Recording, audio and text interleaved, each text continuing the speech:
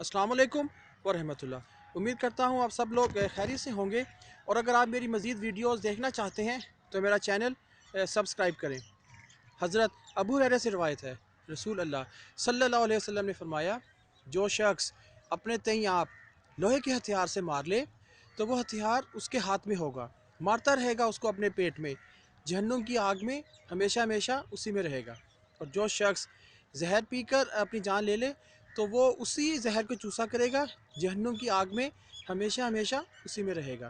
اور جو شخص پہاڑ سے گرا کر اپنے تئیں مار لے تو وہ شخص ہمیشہ گرا کرے گا جہنم کی آگ میں، اور سدا اس کا یہی حال رہے گا، یعنی کہ اوپر سے نیچے آگ میں ہی گرا کرے گا۔ تو میرے پیارے مسلمان بہنوں اور بھائیوں، لوگوں کو مشکلات آتی ہیں، کسی کو روزی کا مسئلہ ہے، کسی کو کوئی اور مسئلہ ہے، تو وہ خودکشی کے بارے میں سوچنے لگتے ہیں۔